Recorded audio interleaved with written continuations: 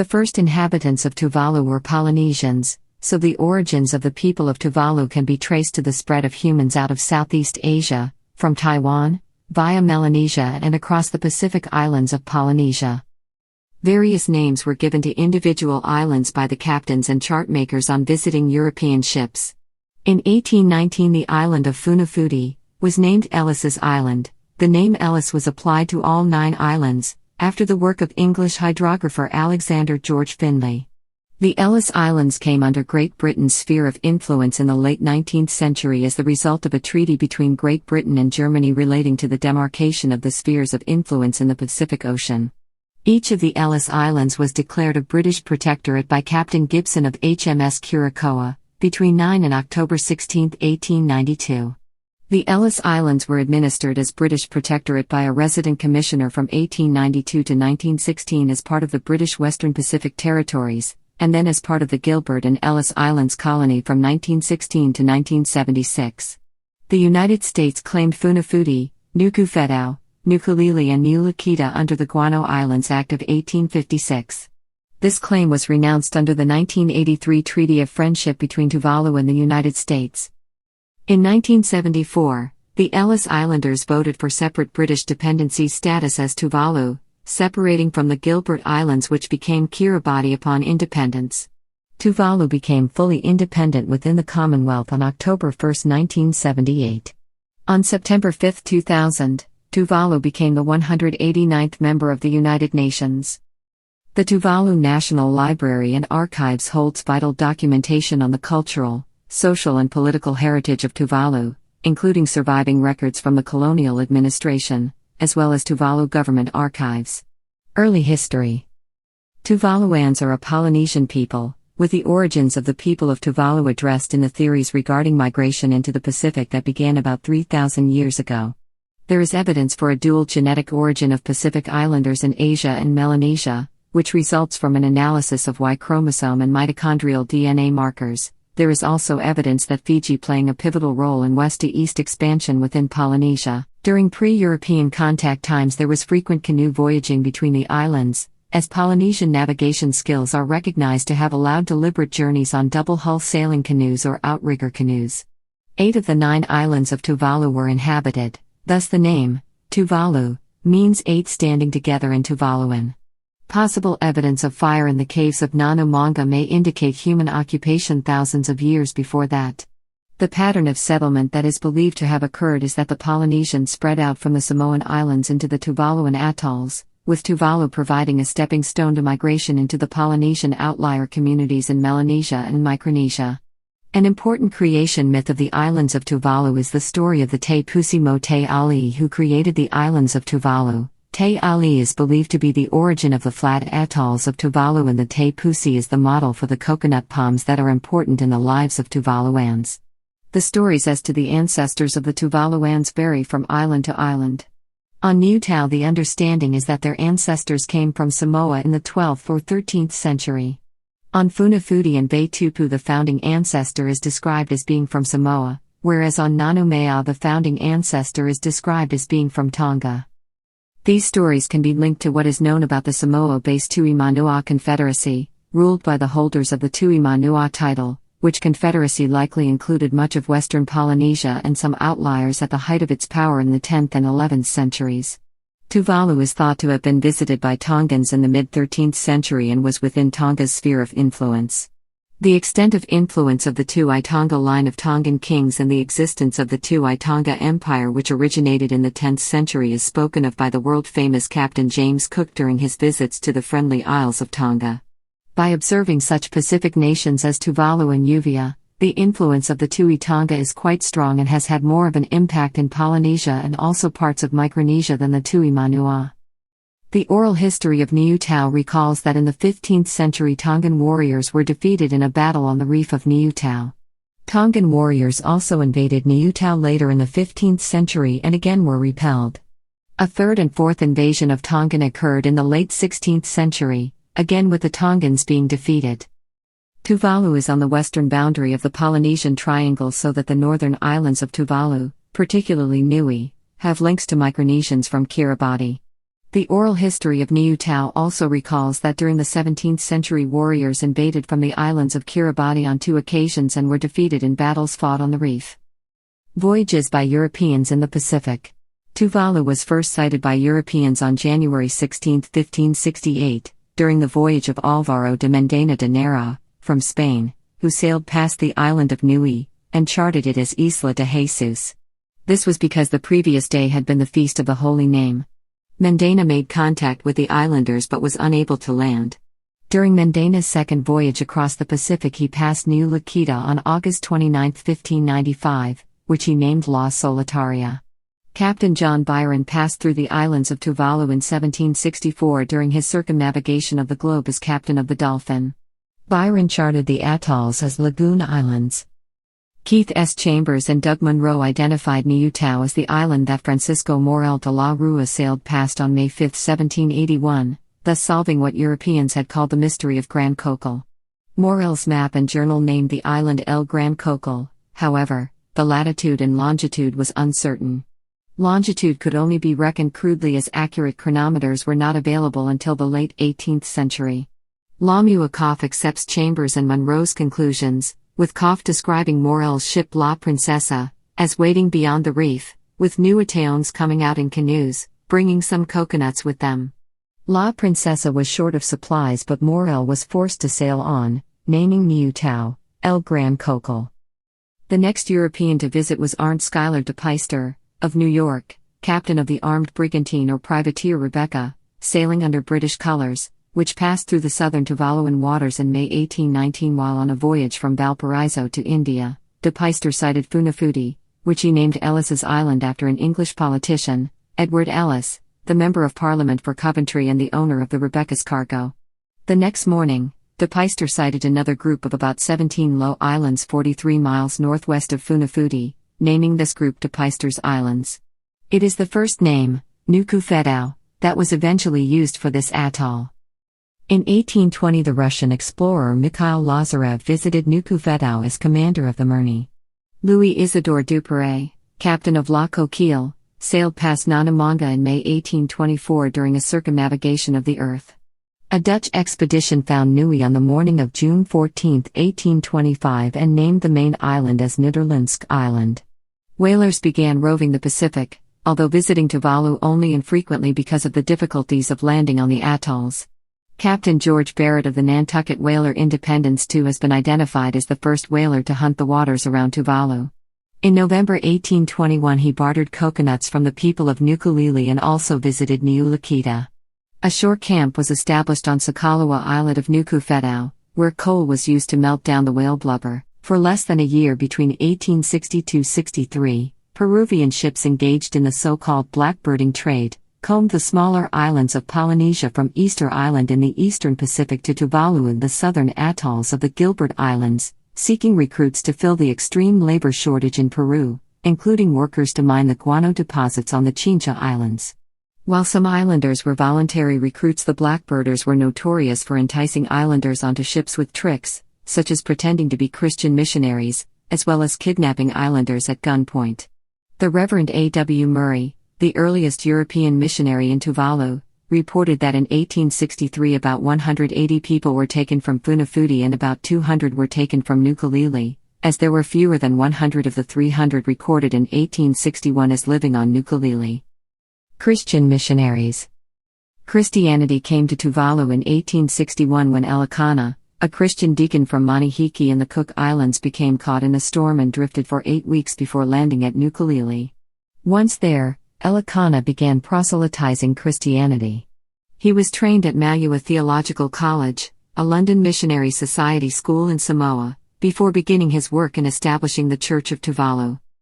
In 1865 the Reverend A. W. Murray of the London Missionary Society, a Protestant Congregationalist missionary society, arrived as the first European missionary where he too proselytized among the inhabitants of Tuvalu. The Reverend Samuel James Whitney visited the islands in 1870. By 1878 Protestantism was well established with preachers on each island. In the later 19th century the ministers of what became the Church of Tuvalu were predominantly Samoans, who influenced the development of the Tuvaluan language and the music of Tuvalu. Trading firms and traders.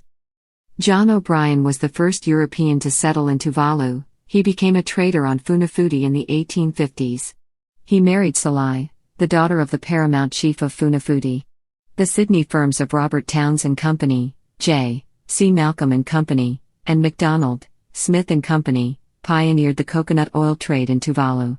The German firm of J. C. Godefroy und Sohn of Hamburg established operations in Apia, Samoa.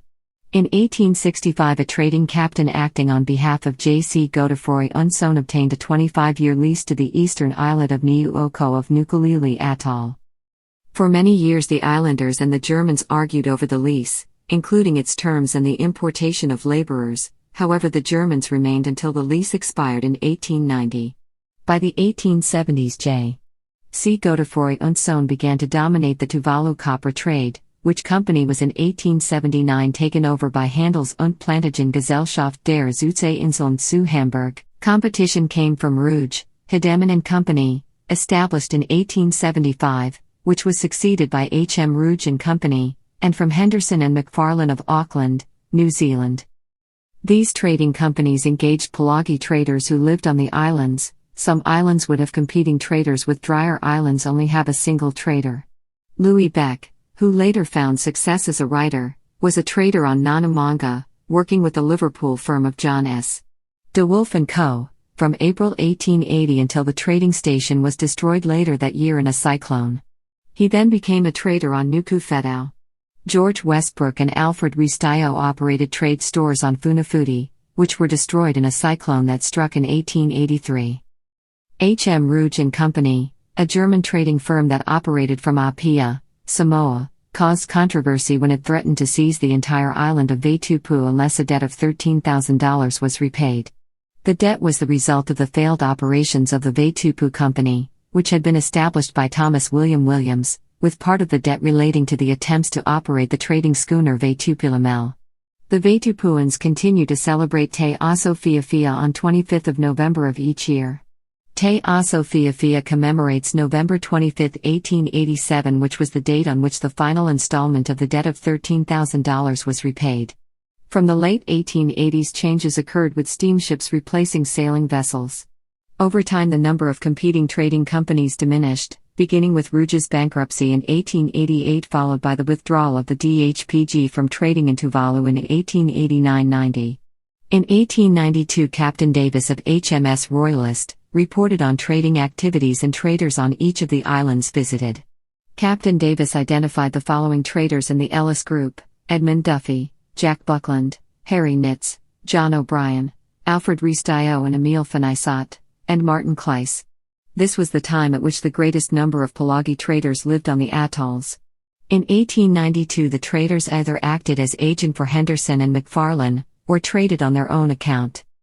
From around 1900, Henderson and McFarlane dominated the copper trade, operating their vessel SS Archer in the South Pacific with a trading route to Fiji and the Gilbert and Ellice Islands. New competition came from Burns Philp, operating from what is now Kiribati, with competition from Levers Pacific Plantations from 1903 and from Captain E.F.H. Allen of the Samoa Shipping and Trading Company from 1911.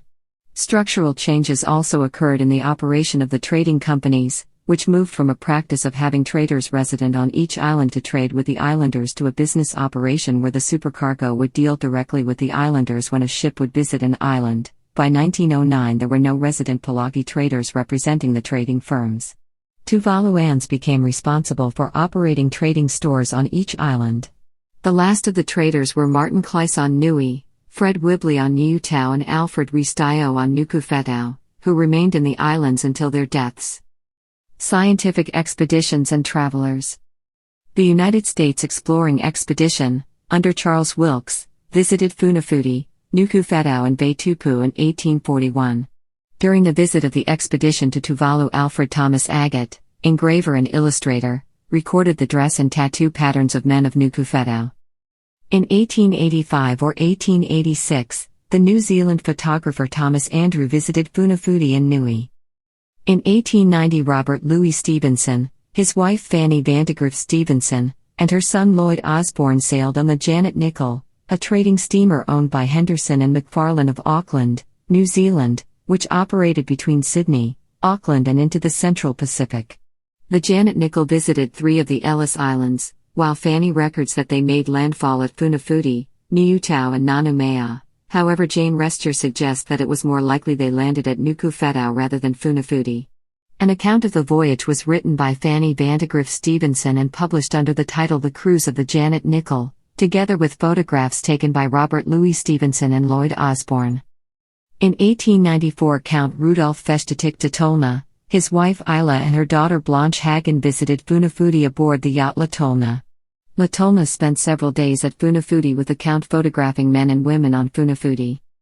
The boreholes on Funafuti at the site now called Darwin's Drill are the result of drilling conducted by the Royal Society of London for the purpose of investigating the formation of coral reefs and the question as to whether traces of shallow water organisms could be found at depth in the coral of Pacific atolls.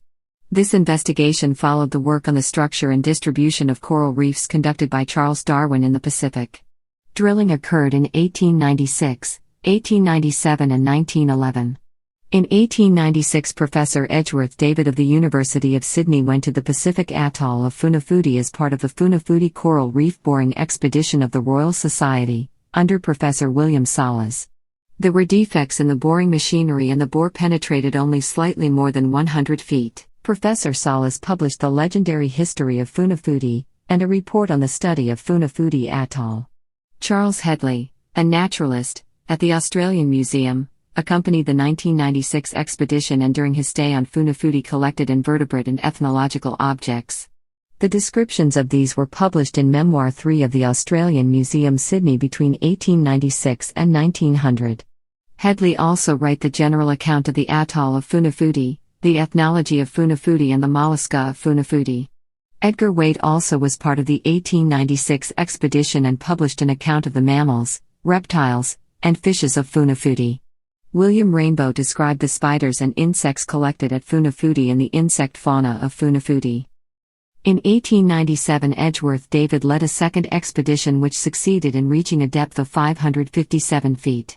David then organized a third expedition in 1898 which, under the leadership of Dr. Alfred Edmund Fink, was successful in carrying the bore to 1,114 feet. The results provided support for Charles Darwin's theory of subsidence. Kara Edgeworth accompanied her husband on the second expedition and published a well-received account called Funafuti, or 3 Months on a Coral Island. Photographers on the expeditions recorded people, communities and scenes at Funafuti. Harry Clifford Fassett, captain's clerk and photographer, recorded people, communities and scenes at Funafuti in 1900 during a visit of USFC Albatross when the United States Fish Commission were investigating the formation of coral reefs on Pacific atolls. Colonial Administration. In 1876, Britain and Germany agreed to divide up the Western and Central Pacific, with each claiming a sphere of influence. In the previous decade, German traders had become active in the Solomon Islands, New Guinea, Marshall Islands and the Caroline Islands. In 1877, the governor of Fiji was given the additional title of High Commissioner for the Western Pacific. However, the claim of a sphere of influence that included the Ellice Islands and the Gilbert Islands did not result in the immediate move to govern those islands. Ships of the Royal Navy known to have visited the islands in the 19th century are Basilisk, under Captain J. Moresby, visited the islands in July 1872. Emerald, under Captain Maxwell, visited the islands in 1881. HMS Miranda visited many of the islands in 1886. HMS Royalist, under Captain Davis, visited each of the Ellis Islands in 1892 and reported on trading activities and traders on each of the islands visited. Captain Davis reported that the islanders wanted him to hoist the British flag on the islands, however Captain Davis did not have any orders regarding such a formal act. HMS Curacoa, under Captain Gibson, was sent to the Ellis Islands and between 9 and October 16, 1892. Captain Gibson visited each of the islands to make a formal declaration that the islands were to be a British protectorate. HMS Penguin, under Captain Arthur Mostyn Field, delivered the Funafuti Coral Reef Boring Expedition of the Royal Society to Funafuti, arriving on May 21, 1896 and returned to Sydney on August 22, 1896.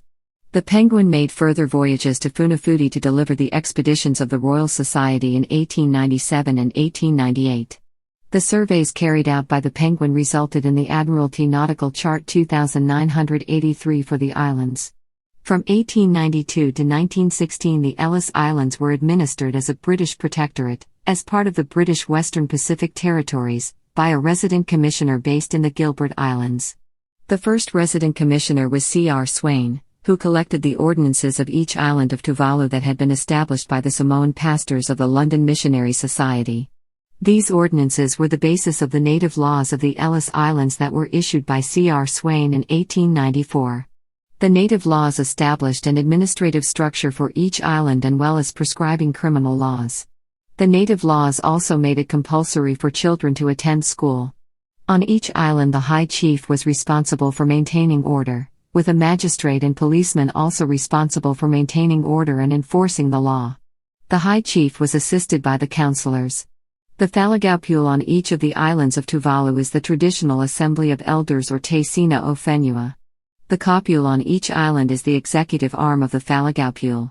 The second resident commissioner was William Telfer Campbell, who established land registers that would assist in resolving disputes over title to land. Campbell's successor was Arthur Mahaffey. In 1909, G.B. W. Smith Roos was appointed as the district officer to administer the Ellis Islands from Funafuti and remained in that position until 1915.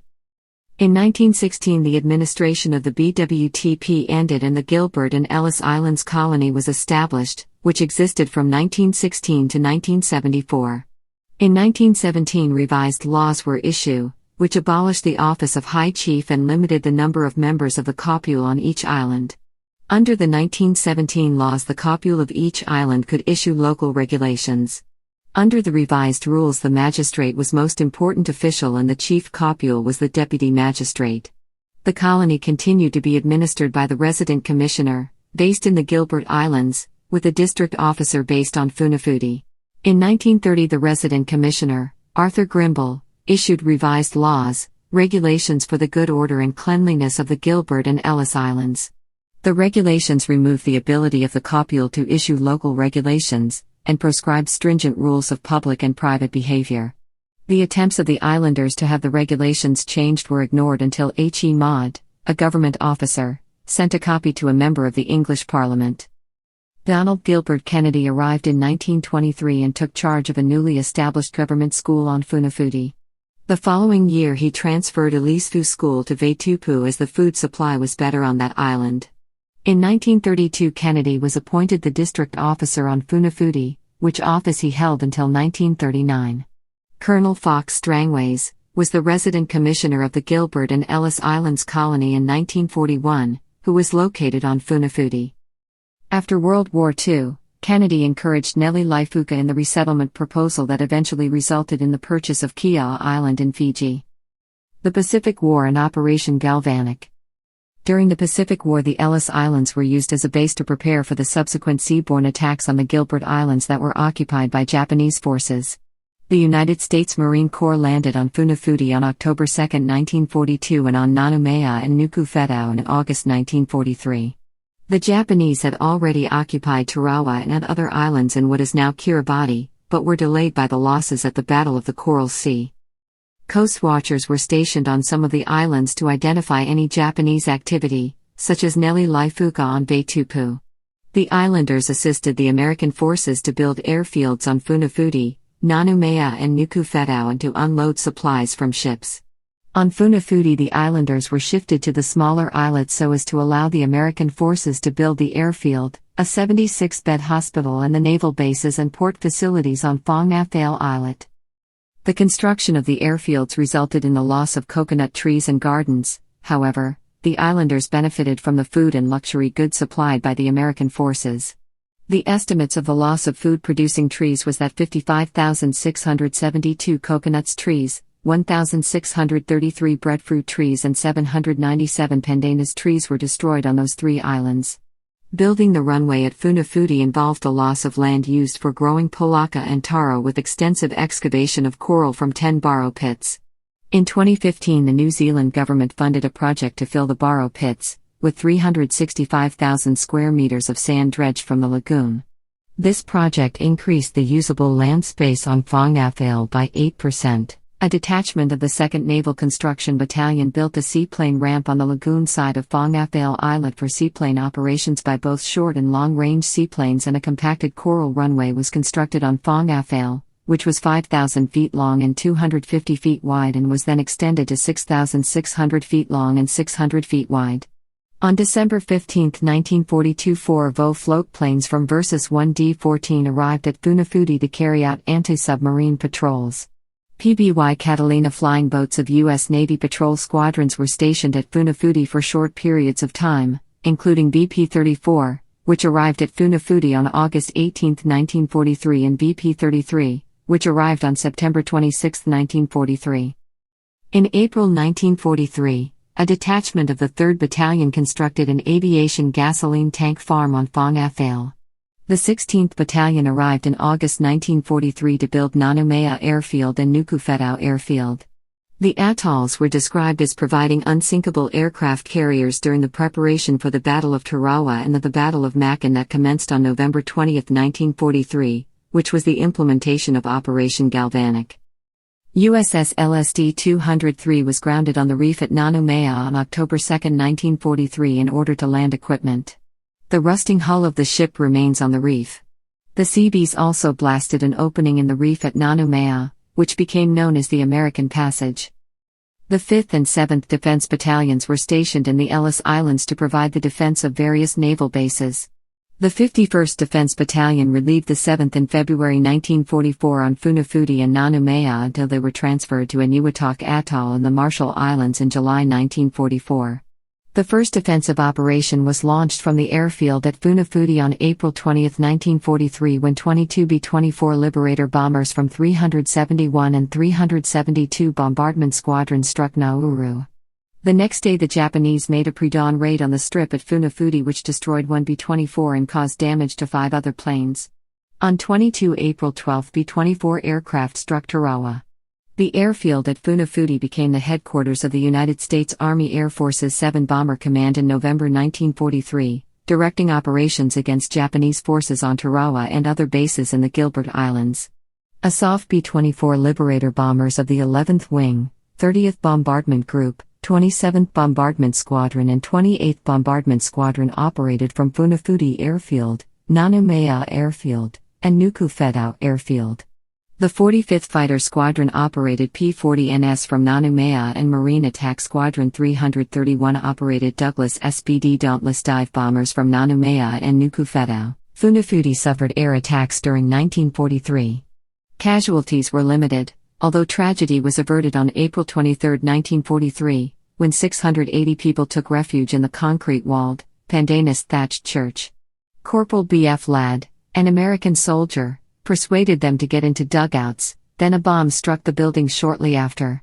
Japanese airplanes continued to raid at Funafuti, attacking on 12 and November 13, 1943 and again on November 17, 1943.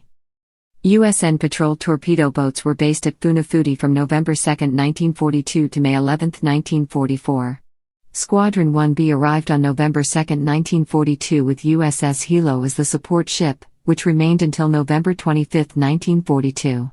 On December 22, 1942, Squadron 3 Division 2 arrived with the combined squadron commanded by Lieutenant Jonathan Rice. In July 1943, Squadron 11-2 under the command of Lieutenant John H. Stillman relieved Squadron 3-2. The PT boats operated from Funafuti against Japanese shipping in the Gilbert Islands, although they were primarily involved in patrol and rescue duty. A Kingfisher float plane rescued Captain Eddie Rickenbacker and aircrew from life rafts near Nukufetau, with PT-26 from Funafuti completing the rescue. Motor torpedo boat operations ceased at Funafuti in May 1944 and Squadron 11-2 was transferred to Amirau Island, New Guinea. The Alabama reached Funafuti on January 21, 1944. The Alabama left the Ellis Islands on 25 January to participate in Operation Flintlock in the Marshall Islands. By the middle of 1944, as the fighting moved further north towards Japan, the Americans' forces were redeployed. By the time the war ended in 1945, nearly all of them had departed, together with their equipment. After the war, the military airfield on Funafuti was developed into Funafuti International Airport. Transition to self-government. The formation of the United Nations Organization after World War II resulted in the United Nations Special Committee on Decolonization committing to a process of decolonization. As a consequence, the British colonies in the Pacific started on a path to self-determination. The initial focus was on the development of the administration of the Gilbert and Ellice Islands. In 1947, Tarawa, in the Gilbert Islands, was made the administrative capital. This development included establishing the King George V Secondary School for boys and the Elaine Bernanke Secondary School for girls.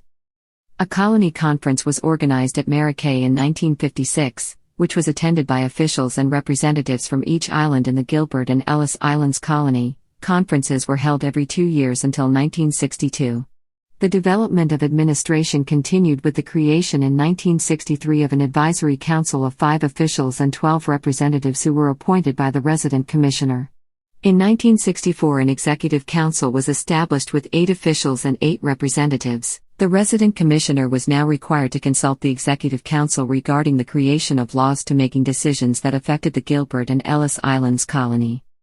The system of local government on each island established in the colonial era continued until 1965, when island councils were established with the islanders electing the councillors who then choose the president of the council. The executive officer of each local council was appointed by the central government. A constitution was introduced in 1967, which created a House of Representatives for the Gilbert and Ellice Islands colony that comprised 7 appointed officials and 23 members elected by the islanders. Tuvalu elected 4 members of the House of Representatives. The 1967 Constitution also established the Governing Council.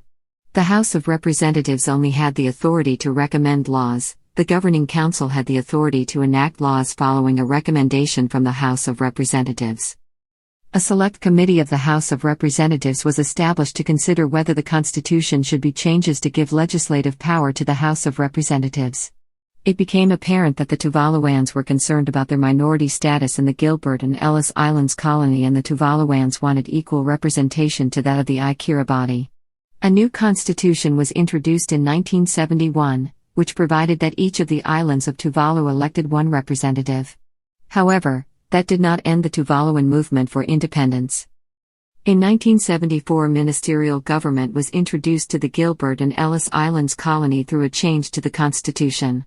In that year, a general election was held, and a referendum was held in 1974 to determine whether the Gilbert Islands and Ellice Islands should each have their own administration.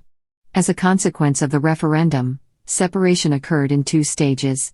The Tuvaluan Order 1975, which took effect on October 1, 1975, recognized Tuvalu as a separate British dependency with its own government. The second stage occurred on January 1, 1976, when separate administrations were created out of the civil service of the Gilbert and Ellice Islands colony.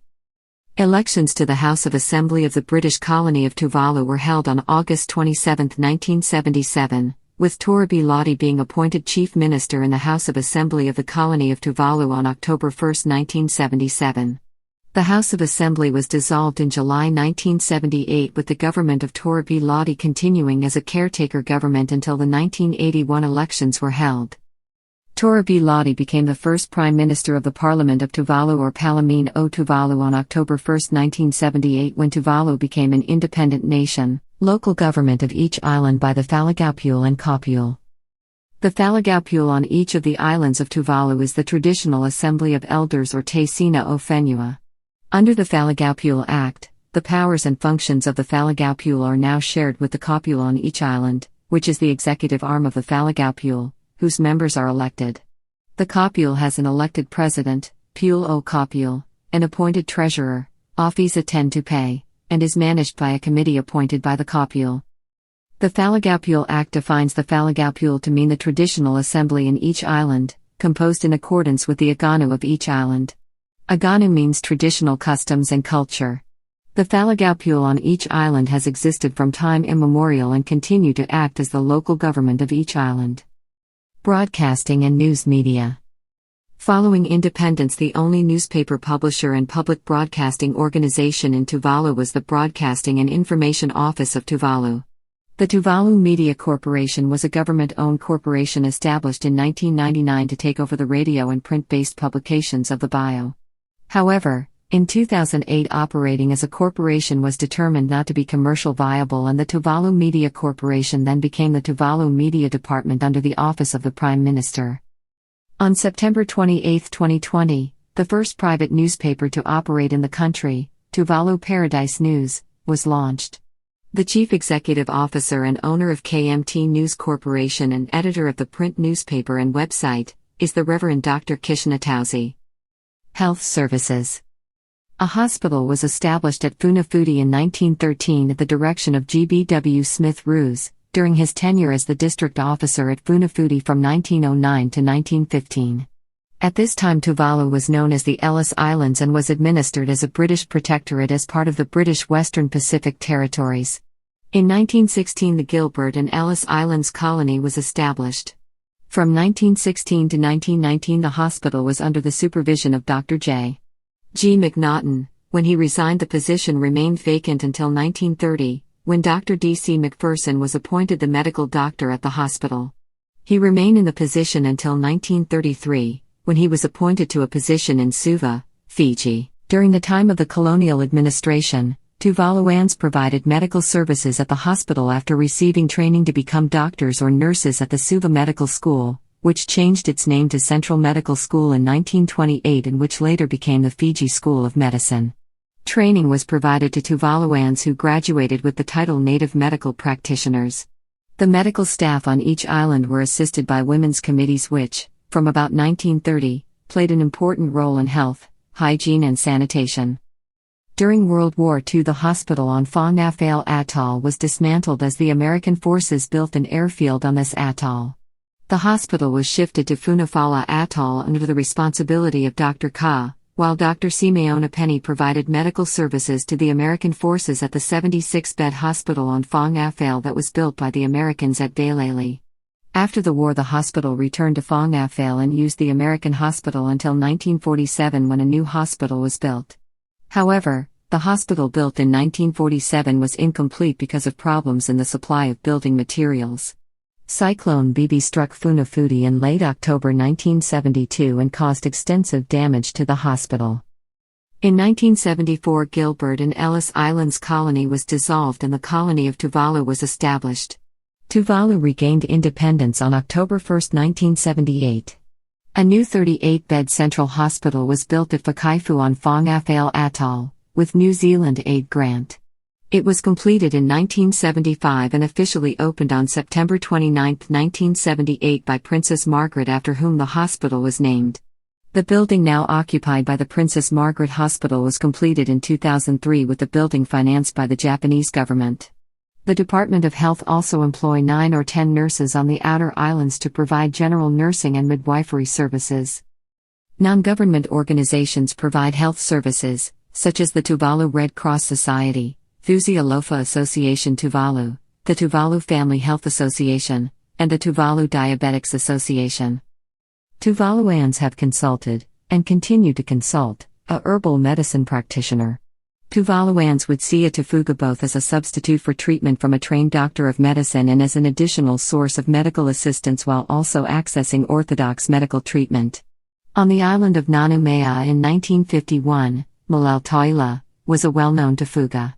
An example of a herbal medicine derived from local flora is a treatment for earache made out of a pandanus tree's root. Tufuga also provide a form of massage. Education in Tuvalu. The development of the education system. The London Missionary Society established a mission school on Funafuti. Miss Sarah Jolliffe was the teacher for some years. The LMS established a primary school at Motufoa on Vaitupu in 1905. The purpose was to prepare young men for entry into the LMS seminary in Samoa. This school evolved into the Motufoa Secondary School. There was also a school called Ellice on Vaitupu. The school was established in Funafuti in 1923 and moved to Vaitupu in 1924. It closed in 1953. Its first headmaster, Donald Gilbert Kennedy, was a known disciplinarian who would not hesitate to discipline his students. He was succeeded as headmaster by Militiana of Nukulaelae. In 1953, government schools were established on Niue, Nukufetau and Vaitupu, and in the following year on the other islands. These schools replaced the existing primary schools. However, The schools did not have capacity for all children until 1963, when the government improved educational standards. From 1953 until 1975, Tuvaluan students could sit the selection test for admission to the King George V Secondary School for boys and the Elaine Bernanke Secondary School for girls.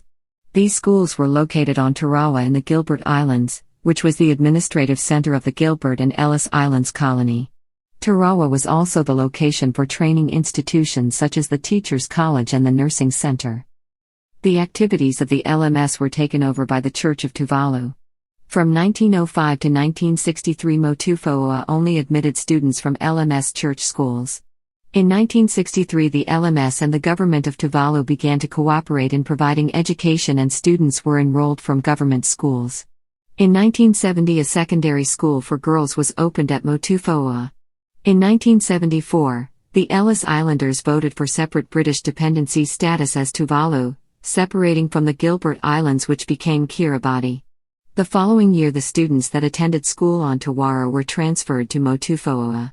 From 1975, the Church of Tuvalu and the government jointly administer the school.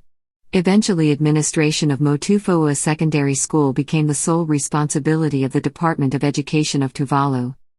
Fay Tuvalu Secondary School, a day school operated by the Church of Tuvalu, is located on Funafuti.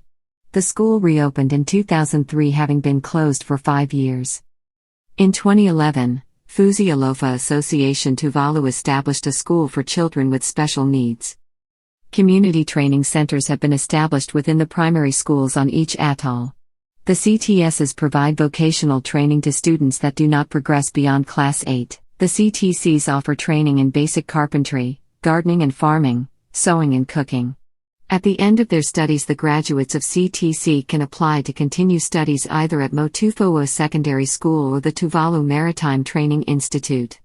Adults can also attend courses at the CTCs. Education in the 21st century. The University of the South Pacific operates an extension center in Funafuti.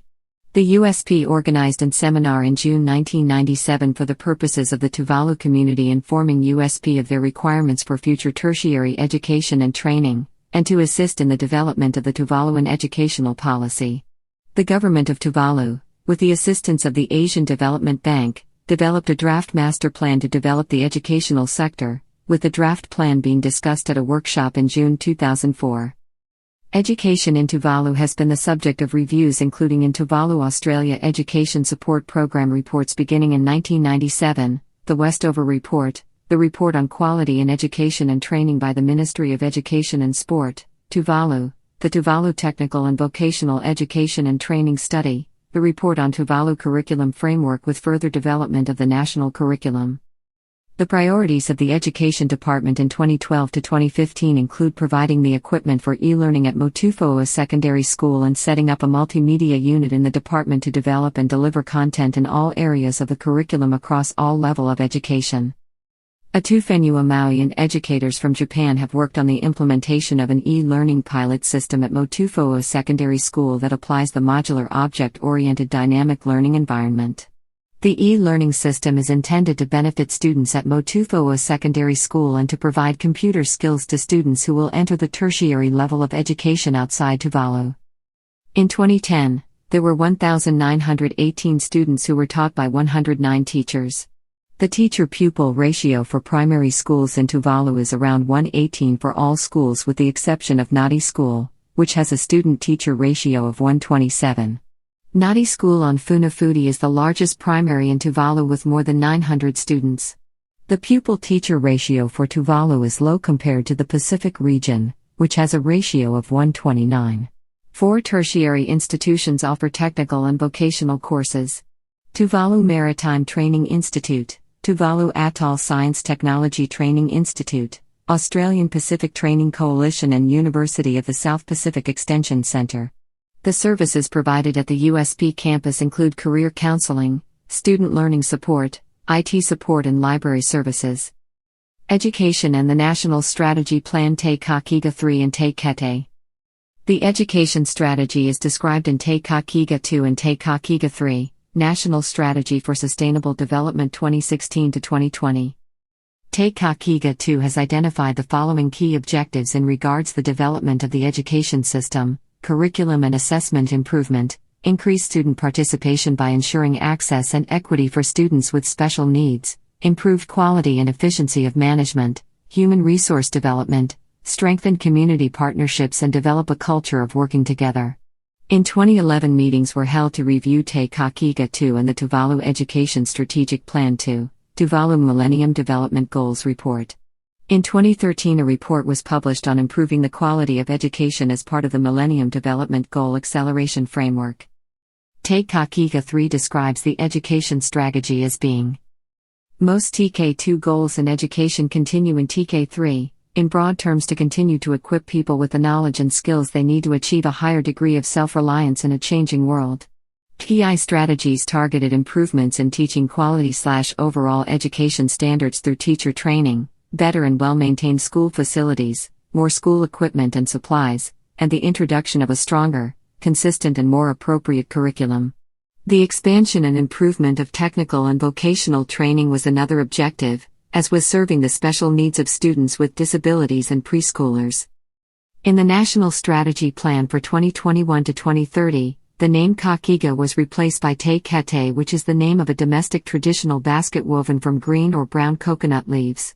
Symbolically, Te Kete has biblical significance for Tuvaluan Christian traditions by referencing to the basket or the cradle that saved the life of Moses. Heritage and culture. Traditional uses of material from the native broadleaf forest. Charles Hedley identified the uses of plants and trees from the native broadleaf forest as including food plants, coconut, and fara, native fig. Fiber, coconut, fara, phala, screw pine, pandanus, Fau or Fofafini, or woman's fiber tree. Timber, Fau or Fofafini, puka, Gia or Ingia, Miro, and Tonga. Dye, Vala Vala, Tonga, and Nanu. Scent, Fetau, Giali, and Bua, Vala Vala, and Crinum. Medicinal, Tula Tula, Nanu, Tausun, Vala Vala, Taya Taya Gamoa, Lu, and Lakumanong. These plants and trees are still used in the art of Tuvalu to make traditional artwork and handicraft.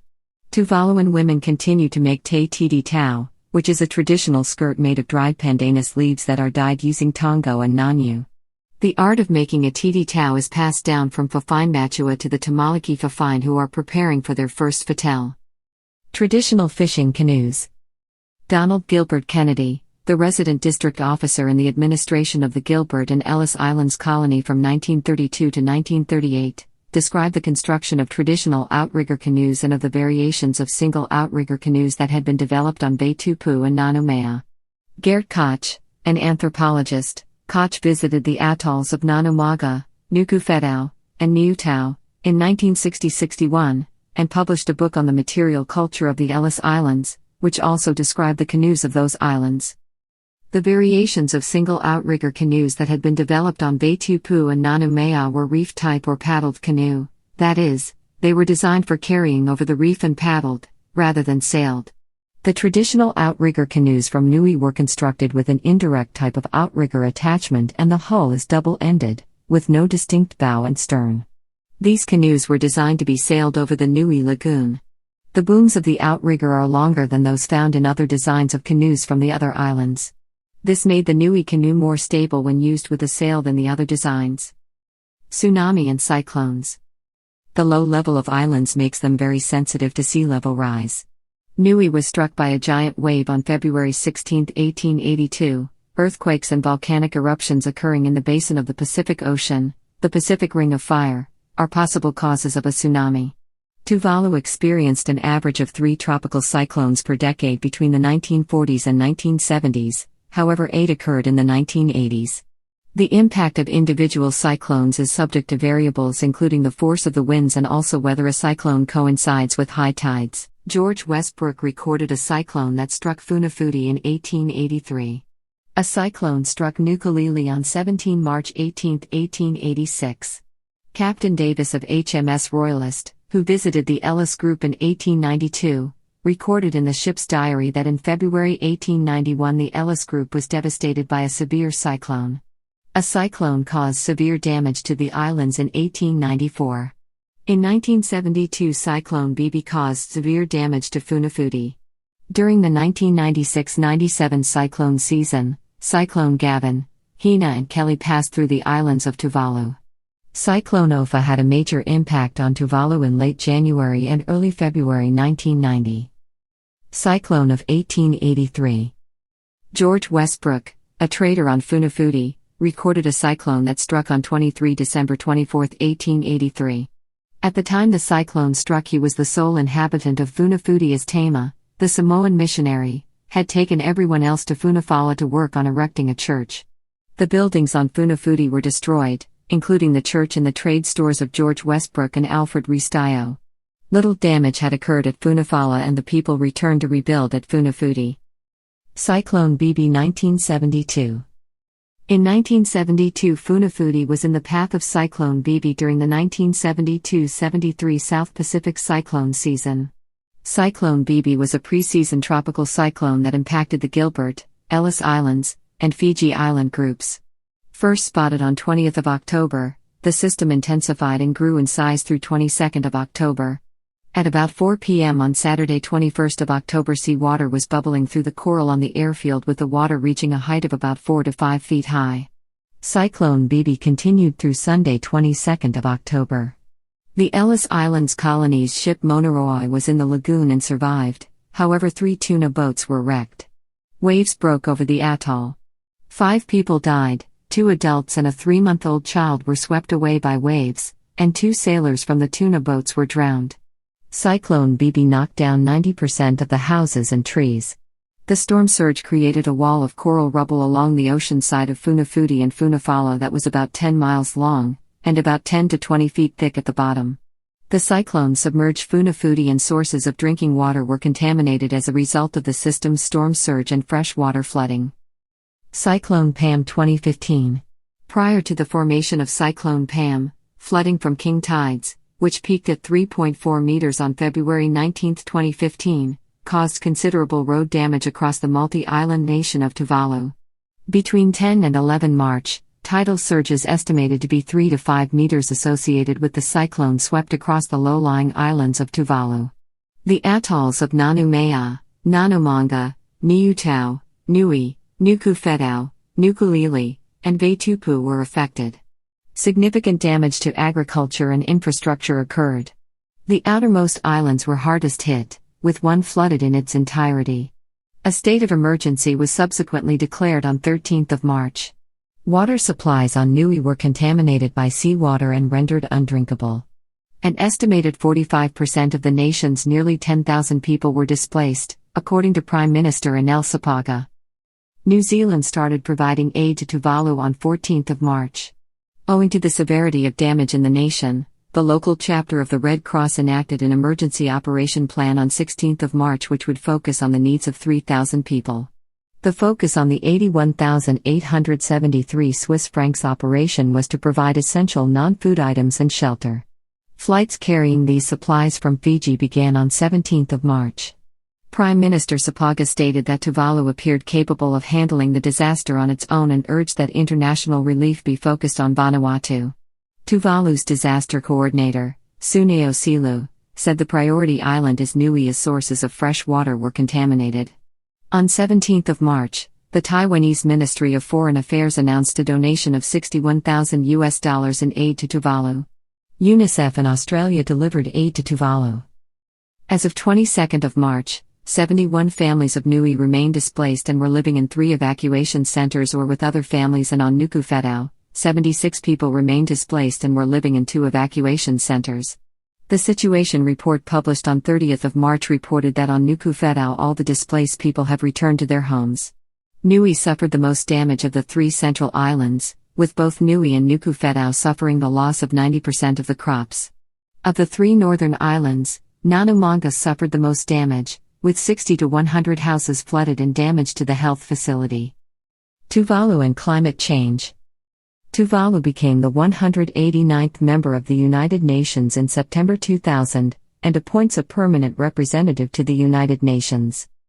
Tuvalu, one of the world's smallest countries, has indicated that its priority within the United Nations is to emphasize climate change and the unique vulnerabilities of Tuvalu to its adverse impacts. Other priorities are obtaining additional development assistance from potential donor countries, widening the scope of Tuvalu's bilateral diplomatic relations, and, more generally, expressing Tuvalu's interests and concerns.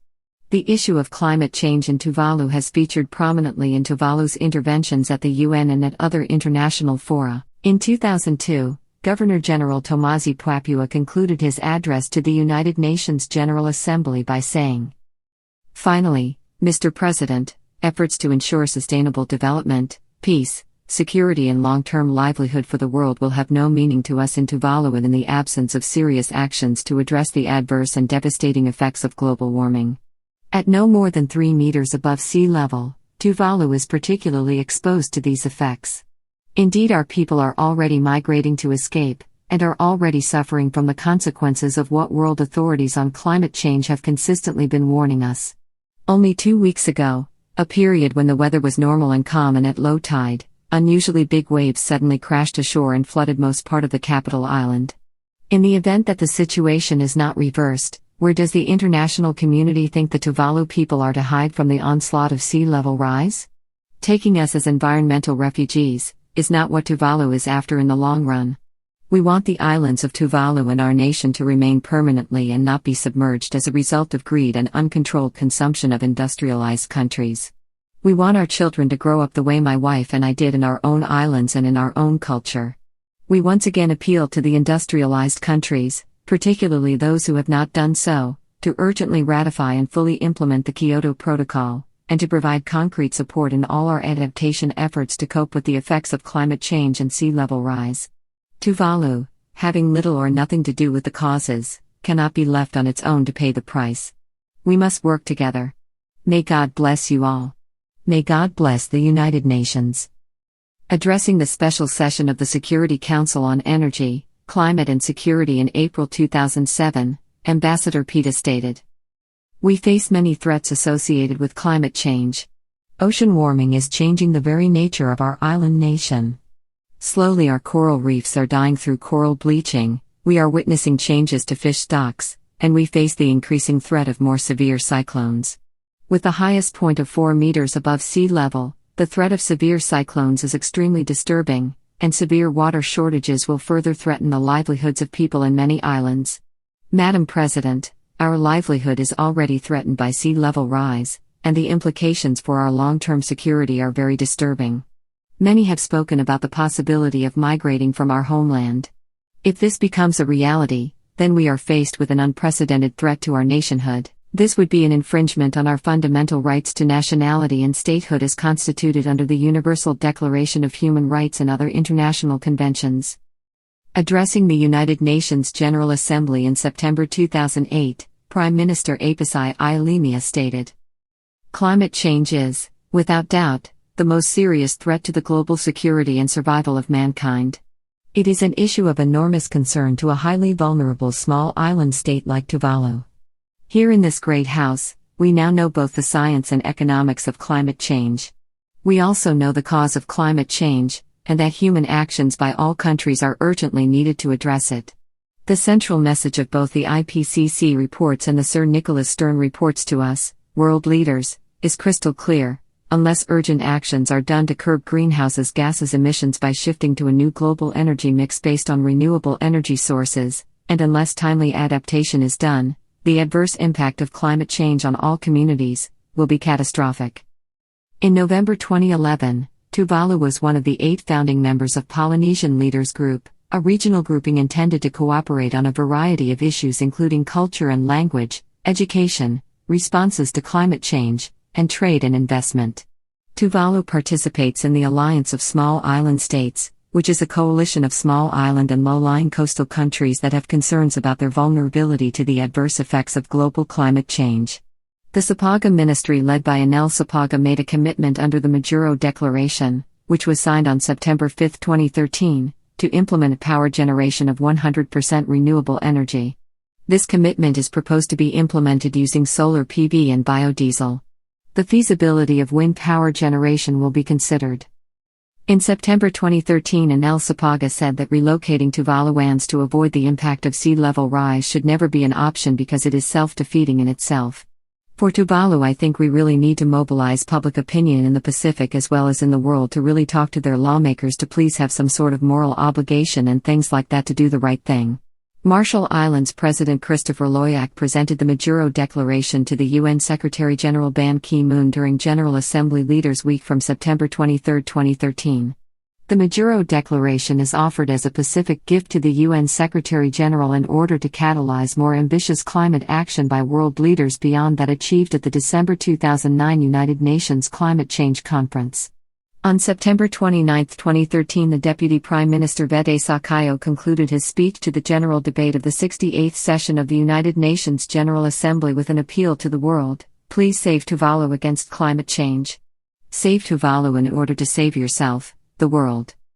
Prime Minister Anel Sapaga said at the 2015 United Nations Climate Change Conference that the goal for 21 Colombian pesos should a global temperature goal of below 1.5 degrees Celsius relative to pre-industrial levels, which is the position of the Alliance of Small Island States. Prime Minister Sapaga said in his speech to the meeting of heads of state and government. Tuvalu's future at current warming is already bleak. Any further temperature increase will spell the total demise of Tuvalu. For small island developing states, least developed countries and many others, setting a global temperature goal of below 1.5 degrees Celsius relative to pre-industrial levels is critical. I call on the people of Europe to think carefully about their obsession with 2 degrees. Surely, we must aim for the best future we can deliver and not a weak compromise. His speech concluded with the plea: let's do it for Tuvalu. For if we save Tuvalu, we save the world. Anel Sapaga described the important outcomes of 21 Colombian pesos as including the standalone provision for assistance to small island states and some of the least developed countries for loss and damage resulting from climate change and the ambition of limiting temperature rise to 1.5 degrees by the end of the century.